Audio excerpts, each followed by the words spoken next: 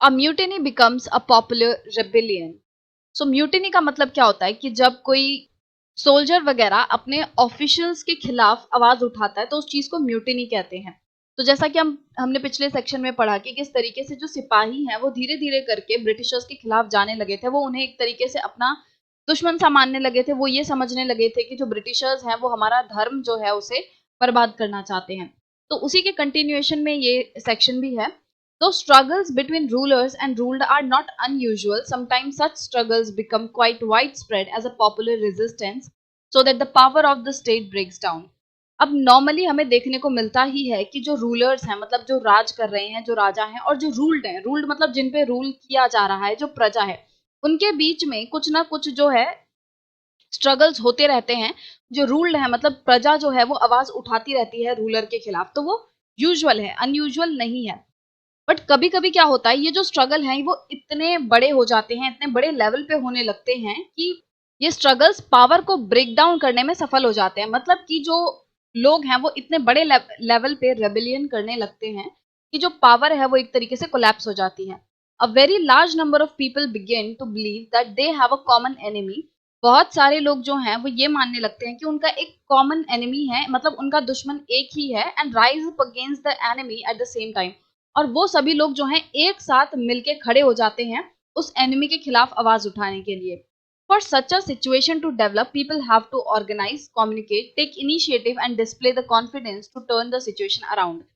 अब जब लोगों को ये लगने लगता है कि उनका एक ही दुश्मन है और वो एक साथ खड़े होकर आवाज उठाएं, तो एक साथ खड़े होकर आवाज उठाने के लिए ऐसा नहीं होता कि सब कुछ अपने आप ही हो जाता है। लोगों को ऑर्गेनाइज होना पड़ता है, लोगों को कम्युनिकेट करना पड़ता है कि हम ये इवेंट इस टाइम पे करेंगे, है ना। जैसे हमने पढ़ा था कि जो राजा महाराजा हैं, जब उन्हें लगा कि जब वो 84 रूल्स आए थे तब वो धीरे धीरे करके प्लानिंग करने लगे थे, अपने अपने प्लान्स बनाने लगे थे। तो इस तरीके से प्लान्स बनाए जाते हैं, उन्हें कम्युनिकेट किया जाता है दूसरे लोगों के साथ, और फिर इनिशिएटिव लिए जाते हैं, एक कॉन्फिडेंस दिखाया जाता है कि हाँ हम ये कर सकते हैं और ये जो पावर है इसको हम ब्रेक डाउन कर सकते हैं।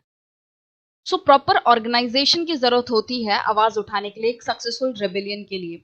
सच a situation developed in the northern parts of India in 1857, और इसी तरीके का एक रेबेलियन जिसमें लोगों ने क्या किया, एक साथ खड़े होकर आवाज उठाई, वो हुआ 1857 में। After 100 years of conquest and administration, the English East India Company faced a massive rebellion that started in May 1857 and threatened the company's very presence in India. तो 1857 तक लगभग कंपनी को इंडिया पे रूल करते करते 100 साल हो चुके थे, और 100 साल के इस राज के बाद जो कंपनी है उसे एक मैसिव रेबेलियन का सामना करना पड़ा, एक बहुत ही बड़े विद्रोह का सामना करना पड़ा, जिसकी वजह से जो कंपनी की प्रेजेंस है इंडिया में वो खतरे में आ गई। मतलब कि एक तरीके से अब कंपनी के ऊपर ये खतरा बन गया कि अब उसकी पावर कभी भी हट सकती है। लोग बहुत ही पावरफुल बन के खड़े हुए थे कि वो पावर को अब पूरे तरीके से ब्रेक डाउन कर देंगे। Sepoys mutinied in several places, beginning from the Meerut, and a large number of people from different sections of society rose up in rebellion. तो जो सिपाही थे उन्होंने भी म्यूटिनी स्टार्ट कर दी थी, मतलब कि सिपाही अपने ऑफिशियल्स के खिलाफ खड़े होने लग गए थे, उनके जो ऑर्डर्स हैं उन्होंने मानने से इनकार कर दिए थे, और ये जो म्यूटिनी है वो मेरठ से स्टार्ट हुई। और दूसरे जो सेक्शंस हैं सोसाइटी के, वहां से भी अलग अलग लोग जो हैं वो रेबेलियन के लिए खड़े हो गए।